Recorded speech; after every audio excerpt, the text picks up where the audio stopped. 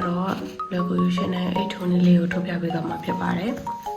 ဒီချီမျိုးစားတွေကတော့ဒီ hollow cotton တွေနဲ့တုံးထားတာပေါ့နော်ဒီချီတစ်လုံး150 gram ပါပါတယ်အစိုက်လေးကတော့4 mm နဲ့ထုတ်ပြပေးပါမှာနော်အခုကပထမဆုံးအနေနဲ့ဖုန်မီထိုးရမှာပေါ့နော်ဖုန်မီကတော့53ခုပေါ့နော်53ခုထိုးရမှာဖြစ်ပါတယ်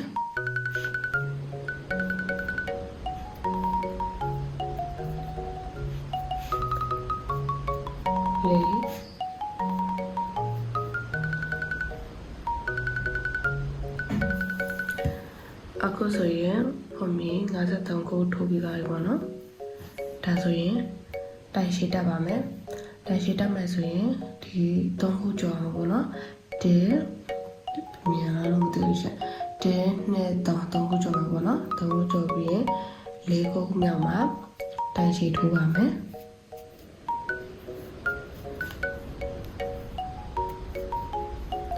ကဲတိုင်ရှိထိုးပြီးဆိုရင်နောက်တစ်ခုလည်းတိုင်ရှိပဲထပ်ထိုးပါမယ်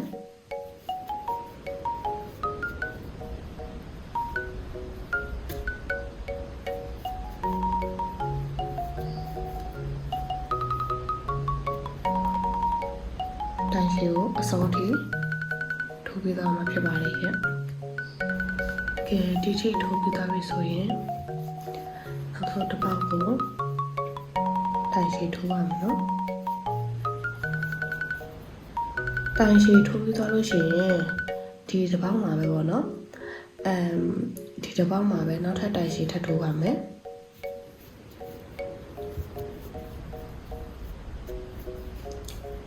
ပြီးရင်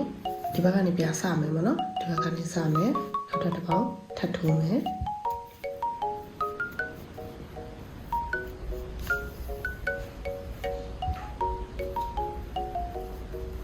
ထပ်ပြီးဒုတိယတစ်ပေါက်ကိုလာမယ်ပေါ့နော်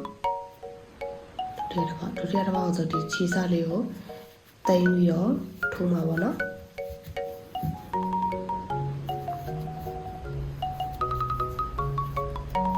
ဆိုရင်ဒီလိုပုံစံလေးဖြစ်သွားမှာပေါ့နော်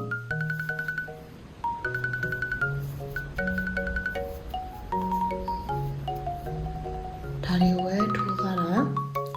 ဒီအဆုံးထိပေါ့နော်ထိုးရမှာဖြစ်ပါတယ်ဒီမှာလည်းအဆုံးထိထိုးရသွားလို့ရှိရင်ဒီဘက်တစ်ပေါက်မှာဆက်ထိုးမယ်ပြီးရင်ဒီနောက်ဆုံးပါပေါ့နော်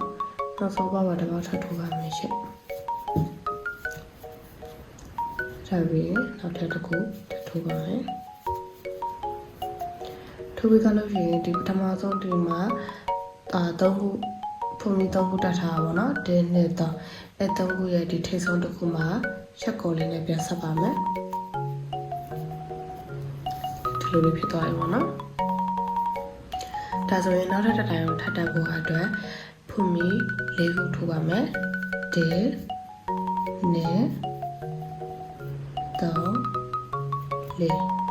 ဖုန်မီ4ခုတက်ပြီးလို့ရှိရင်တစ်ခွက်ကျော်မှာပေါ့နော်ဒါပထမတစ်ခွက်ဆိုရင်ဒါဒုတိယတစ်ခွက်ပေါ့နော်ဒုတိယတစ်ခွက်ကိုကျော်ပြီးတတိယတစ်ခွက်မှာစပြီးထိုးပါမယ်တစ်ပေါက်ကျော်ထိုးမှာပေါ့နော်ပြီးရင်ဖုန်မီတစ်ခုတက်မယ်ပြီးရင်တစ်ပေါက်ကျော်မယ်ဒီမှာတစ်ပေါက်ကျော်မယ်နောက်တစ်ပေါက်မှာထိုးပါမယ်ပြီးရင်ဖုန်မီတစ်ခုတက်မယ်ပြီးရင်ဒီမှာနော်တစ်ပေါက်ကျော်မယ်နောက်တစ်ပေါက်မှာတက်မယ်ဒီလိုနဲ့ဒီအဆုံးထိပေါ့နော်ဒီလိုနဲ့ဒီကနေဒီအဆုံးထိထိုးရမှာပေါ့နော်ဒီထိပေါ့နော်ထိုးပြရမှာဖြစ်ပါတယ်ဟုတ်ဒါဒီထိထိုးပြီးသွားပြီပေါ့နော်ထိုးပြီးသွားပြီဆိုရင်ဒီနဲ့မတ်ဖောက်ထိုးပြီးနောက်ထပ်ဖုန်မီတစ်ခုတက်ပါမယ် ဖွမီတက်ပြီးရင်ဒီဆဆချင်းပေါ့နော်ဆဆချင်းမှာဖွမီက၄ခုထိုးထားတာပေါ့နော်1 2 3 4 4ခုထိုးထားခြင်းမှာ3ခုမြောက်မှာပဲချက်ခေါ်နဲ့ပြဆက်မှာပေါ့နော်1 2 3ကြတာဆိုရင်တော့ဒါတဒန်းပြီးသွားပြီပေါ့နော်တဒန်းပြီးသွားပြီလို့ရှိရင်နောက်ထပ်ဖွမီ၄ခုထပ်တက်ပါမယ်1 2 3 4ဖွမီ၄ခုတက်ပြီလို့ရှိရင်ဒီခုနလိုမျိုးပဲပေါ့နော်ဒီအပေါ်ကဒီဘာလို့ပြောမှန်းမသိတော့ဖွမီ၄ခုတက်ပြီးသွားလို့ရှိရင်ဖွမီ၄ခုတက်ပြီးသွားလို့ရှိရင်ဒီအောက်ကထိုးထားသလိုမျိုးပဲပေါ့နော်လိုက်ပြီးတော့ထိုးရမှာဖြစ်ပါတယ်တပေါက်ကျော်မယ်ဖွမီတစ်ခုထိုးမယ်တပေါက်ကျော်မယ်ဖွမီတစ်ခုထိုးမယ်ပေါ့နော်ပြီးတော့တိုင်ရှည်ထိုးမှာပေါ့အဲ့လိုမျိုးလေးပဲဆက်ထိုးပေးရမှာဖြစ်ပါတယ်ဒီလိုမျိုးလေးပါပဲဖွမီတစ်ခုတက်မယ်တပေါက်ကျော်မယ်တိုင်ရှည်ထိုးမယ်ပေါ့နော်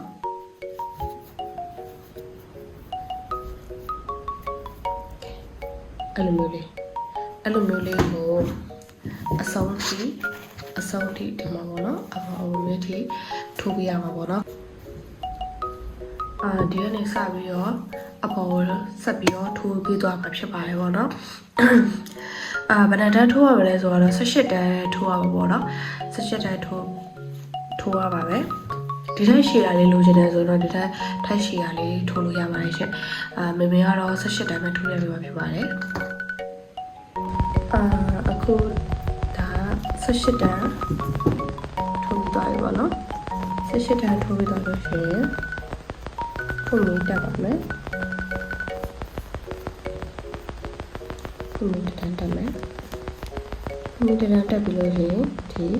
စစချင်းအပေါက်မှာပဲတိုင်လို့တစ်ချက်ထိုးမယ်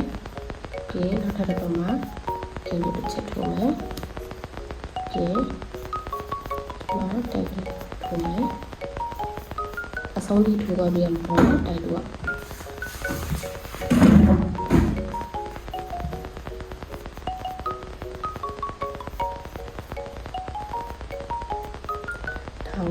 အဆုံးထိဒီအထီးရအောင်ပေါ့နော်ထိုးရမှာဖြစ်ပါတယ်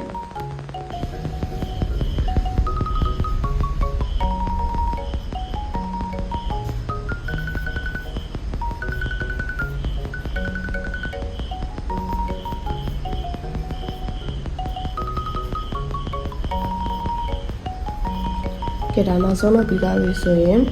ဒါပထမဆုံးစားခဲ့တဲ့ဖွမီပေါ့နော်ဒါတိုင်လို့အဲ့ဆိုရင်ဒီဖွမီကိုကြော်ပြီးတော့တိုင်လို့မှချက်ခေါ်လုပ်ပါမယ်ကဲအဲ့လိုပြီးသွားပြီဆိုရင်နောက်ထပ်ဖွမီတစ်ခုတက်ပါမယ်အဲ့ဆိုပြီးပါနော်ကျိုးစားလေးကိုနည်းနည်းလေးဆွဲယူပါမယ်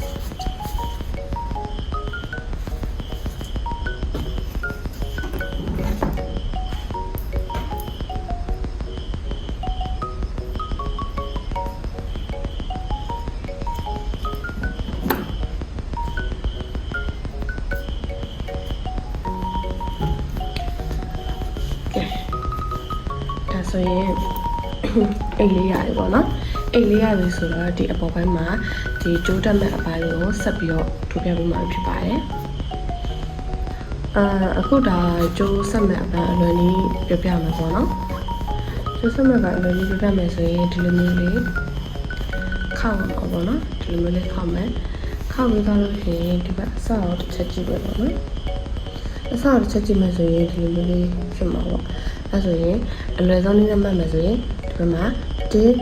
3 4ပြီးရင်နောက်ထပ်ဒီဘက်မှာလည်းဒီဘက်မှာနော်1 2 3 4အဲ့လိုရှိမှာပေါ့နော်အဲ့ကနေစမှတ်မယ်ဆိုရင်ဒီဘက်မှာ4ခုဒီဘက်မှာ4ခုဆိုရင်8ခုပေါ့နော်8တိုင်ပေါ့8တိုင်စာထိုးရမှာပေါ့နော်အဲ့ဆိုရင်ဒီဘက်ကနေဒီဘက်ကနေဒီဘက်ထိတ်ဆုံးပေါ့နော်အဲ့လိုမျိုးလေးမှတ်ထားပါမယ်ပြီးတော့နောက်ထပ်ဒီဘက်မှာဆိုရင်လည်း1 2 3 4ဆိုဘယ်ကနေစမလဲဆိုတော့ဒီဘက်တိုင်ဒီကဒီထိတ်ဆုံးကနေစပါပေါ့နော်အဲ့ဒါလေးဆက်ပြီးတော့ထိုးပြပေးပါမယ်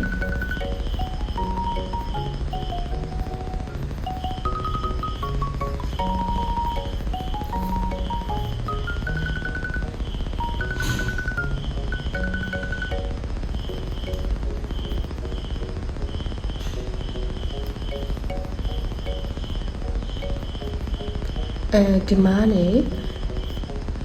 တိုင်တို့အရင်စထူမှာပေါ့နော်ဒီမှာ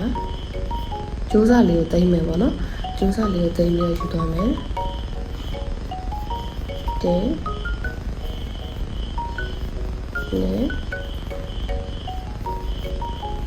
တော့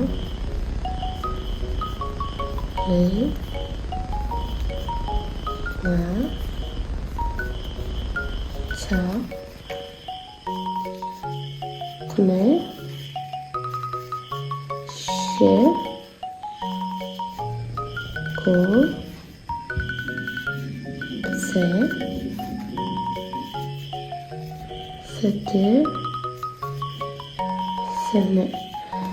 ကိုထိုးတာဘယ်လောက်လဲဆိုမမမြေဆိုဒီတိုင်ကိုပြန်ကြည့်လိုက်ပါတော့ဒီဘက်ချမ်းမှာဆို1 2 3 4ပြီးရင်ဒီဘက်ချမ်းမှာဆိုရင်1 2 3 4ဆိုဒီထိထိုးရမှာပေါ့နော်နောက်ထပ်4ခုပေါ့အဲ့လိုလေးရေးပြီးတော့ထိုးလို့ရပါတယ်ဒါမှမဟုတ်ရင်လည်းဒီမှတ်တဲ့အားလေးရှိရပါတော့အဲ့ဒါလေးနဲ့မှတ်လို့ရပါတယ်ရှင်ကဲဒါဆိုပြီးသွားပြီပေါ့နော်ပြီးသွားပြီဆိုရင်နောက်ထပ်တစ်တိုင်ကိုထပ်တက်ဖို့အတွက်ဖုန်းမီတစ်ချက်ထိုးပါမယ်ဖုန်းမီတစ်ချက်ထိုးပြီးရင်ဒီဘက်ပြန်လဲမယ်အခုဒီဟာကတဖြည်းဖြည်းနဲ့အပေါ်ကိုတိုင်ရောနဲ့ထိုးသွားမှာပြောတယ်ပေါ့နော်အဲ့တော့တိုင်ရောအရင်စားထိုးပါမယ်တစ်ကွက်နှစ်ကွက်ရှိတဲ့ဟာကိုတိုင်ရောထိုးပါမယ်တစ်ခါနှစ်ခါတိုင်ရောတစ်ခါရတာနော်ဒီမှာတိုင်ရောတစ်ခါထိုးပြီးကျန်တဲ့ဟာတွေကကြတော့တိုင်တူပဲဆက်ပြီးတော့ထိုးသွားပါမယ်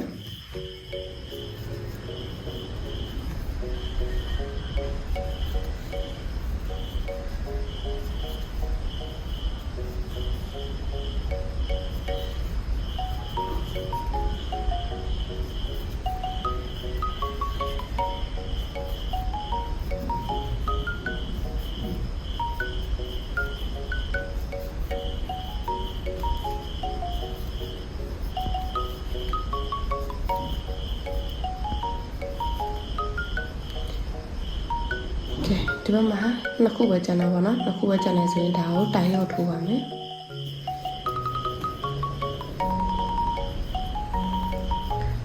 တိုင်ရောက်ထိုးပြီးသားပြီဆိုရင်နောက်ထပ်ဖုန်းတစ်ချက်ထိုးမယ်ဒီဘက်ပြန်လှည့်မယ်ပြီးတော့ဒီမှာတိုင်ရောက်တစ်ခါထပ်ထိုးမယ်လဲတော့ဆိုပြီးဒီမှာတိုင်တူတွေကဆက်ထိုးသွားမယ်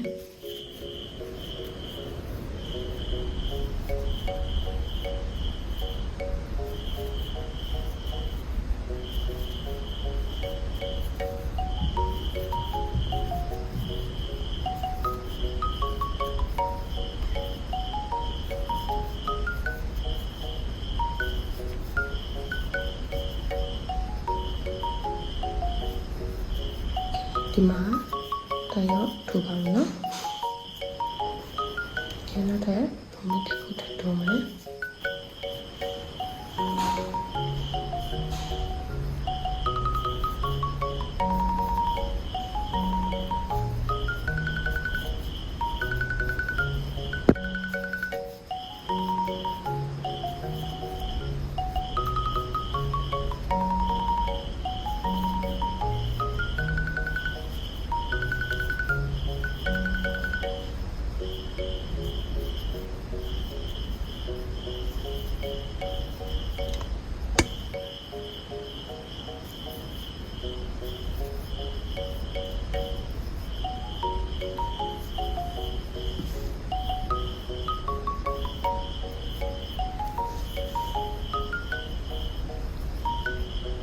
ဒီမှာတခုပြောချင်တာကတော့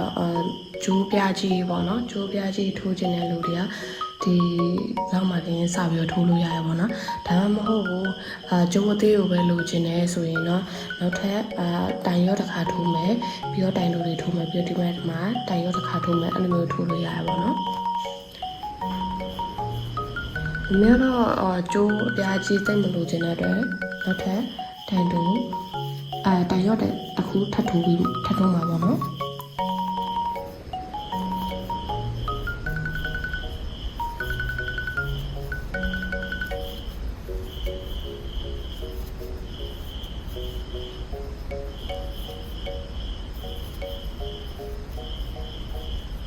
ကဲဒါဆိုရင်ရသွားပြီပေါ့နော်ကျိုးလို့ဖို့အတွက်ကဲဖုန်းလေးတစ်ချက်ထိုးမယ်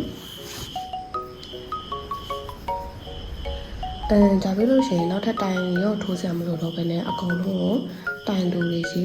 ဆက်ပြီးတော့ထိုးသွားပြီးရမှာဖြစ်ပါတယ်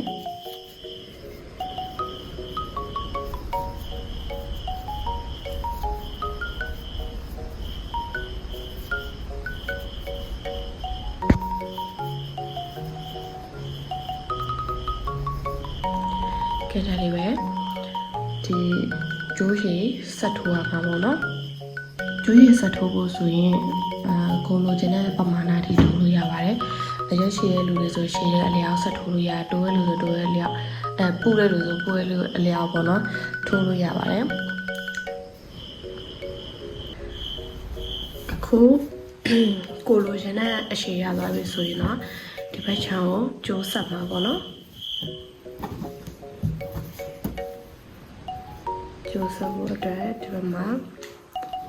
ဖုန်းမီတစ်ချက်ထိုးမယ်ပေါ့နော်ဖုန်းမီတစ်ချက်ထိုးပြီးဒီဘက်မှာရှေ့တစ်ခေါက်ကကျတော့တိုင်ရော့ထိုးတာပေါ့နော်အခုကတော့တိုင်ပွားပြန်ထိုးပါမယ်ဒီတစ်ပေါက်တည်းနှစ်ခါပေါ့နော်ဒီဘက်မှာတစ်ခါနောက်ထပ်ဒီတစ်ပေါက်ထဲမှာပဲနောက်ထပ်တစ်ခါပြီးကျန်တဲ့နေရာမှာလည်းတိုင်တူတွေပဲဆက်ပြီးတော့ထိုးသွားပါမယ်ပြီးတော့ဒီဘက်အစုံလုံးတစ်ခုမှလည်းတိုင်ပွားထပ်ထိုးပါမယ်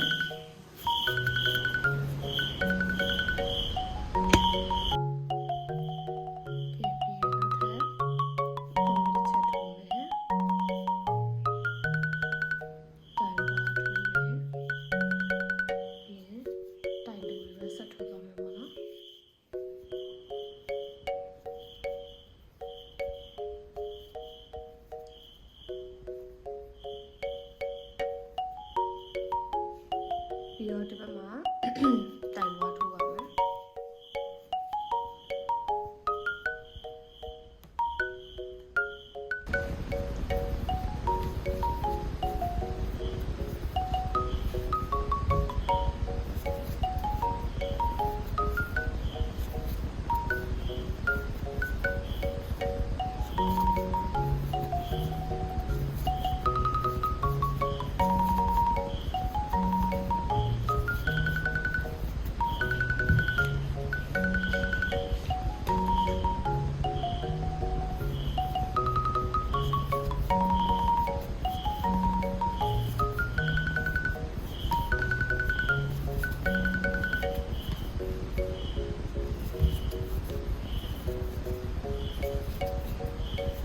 အခုဒီဟာတွေကို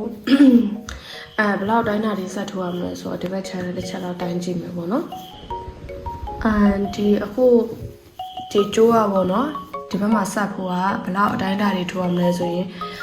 အလွယ်လေးနဲ့ပြပြလိုက်မယ်ပေါ့နော်ဒီဘက် channel ဟာနဲ့ဆက်လိုက်မယ်ပေါ့ဆက်လိုက်မယ်ဆိုရင် okay ဒီလောက်လောက်ရပြီဒီလောက်လောက်ရပြီသွားပြီဆိုရင်နောက်ဘယ်နှတန်းထပ်ထိုးရမလဲဆိုတော့2တန်းထပ်ထိုးရပါပေါ့နော်2တန်းထပ်ထိုးရမယ်ဆိုရင်တတန်းပဲဒီတိုင်းကိုတတန်းပဲထိုးမှာပေါ့နော်ဒီနောက်ဆုံးတတန်းကကြတော့ဒီဟာနဲ့ပြန်ပြီးတော့လာဆက်မှာပေါ့နော်အဲဆိုတော့နောက်ထပ်တတန်းဆက်ထိုးပါမယ်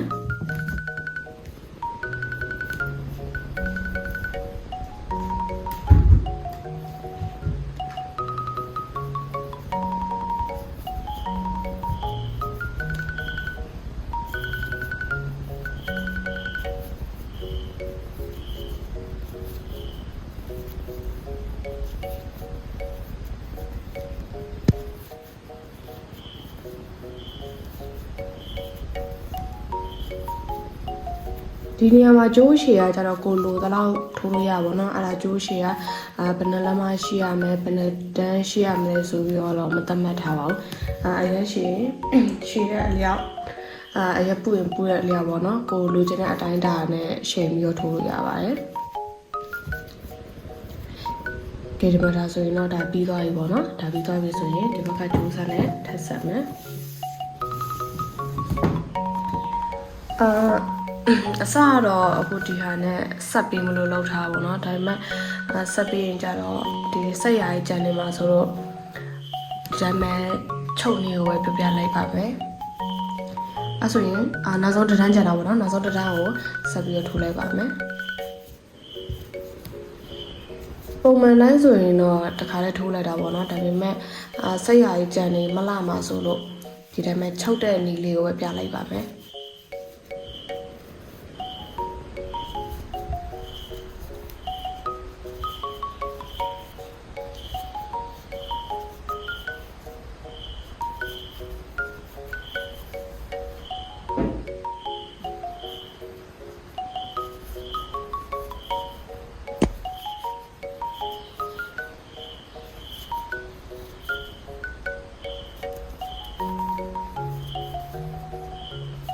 ကြည့်တော့ဆိုရင်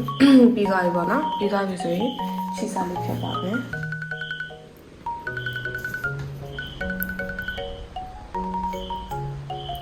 โอเคအဲ့ဆိုရင်လွယ်ကျိုးချုပ်တဲ့အပိုင်းပဲကျန်မှာပေါ့နော်အခုကကျိုးချုပ်တဲ့အပိုင်းကိုပြပေးမှာပေါ့နော်ကျိုးချုပ်တဲ့အပိုင်းကျတော့ကိုယ်အဆင်ပြေသလိုချုပ်လို့ရတယ်ကိုချုပ်တတ်တယ်လို့ချုပ်လို့ရပါပေါ့နော်မင်းလည်းမင်းချုပ်တတ်တယ်လို့လေးချုပ်ပြပေးပါမယ်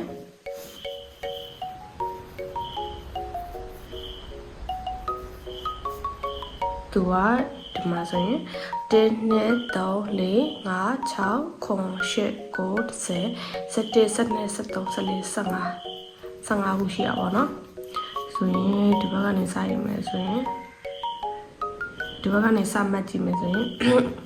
2 3 4 5 6 ဆိုရင်ဒီဘက်ကနေ12ဖြစ်မှာပေါ့နော်အဲဆိုရင်ဒီဘက်မှာဒီဘက်ထပ်တိုးကြည့်မယ်1 2 3 4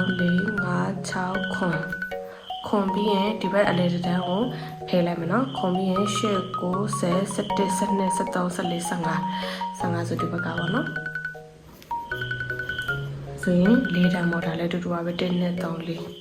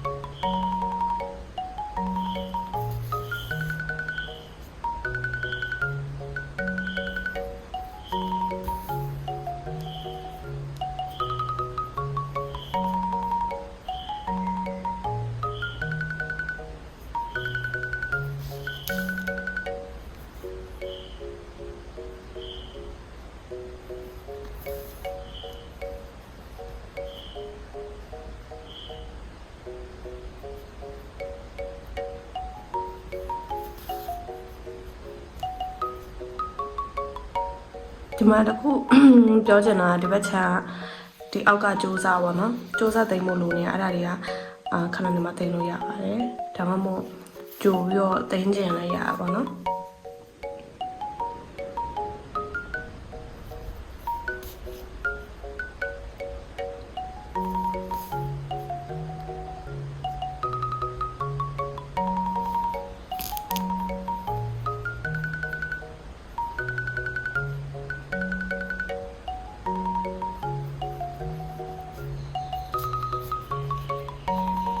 ကင်နောက်ဆုံး final ပြီးသွားပြီပေါ့နော် final ကြတယ်လို့လေကြိုးစားလေးခြေစားလေးပြန်သိမ်း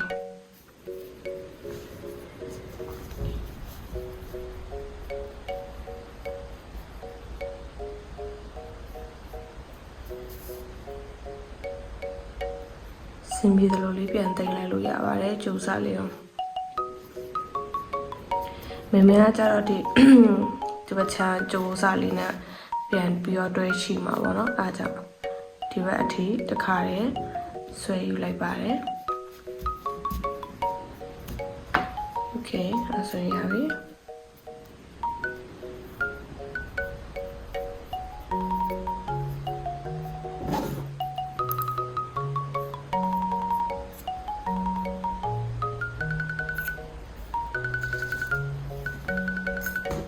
ဖြစ်တာဆိုရင်တော့အရောင်းကို ချစ်စရာကောင်းတဲ့အိတ်လေးတစ်လုံးရပါပြီရှင်အိတ်လေးတစ်လုံးရပြီနော်မသိတာရှိရင်အချိန်မရွေးလာမေးလို့ရပါတယ်ဒါကတော့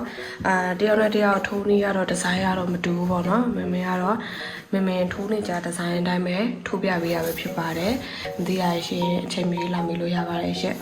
အဆုံးလေးကြည့်ရှုပေးရတဲ့အတွက်အားလုံးကျေးဇူးများတင်ပါတယ်နောက်ဗီဒီယိုမှာပြန်လည်ဆုံလေးကြပါမယ်ရှင့်အားလုံးဘိုင်ဘိုင်ပါ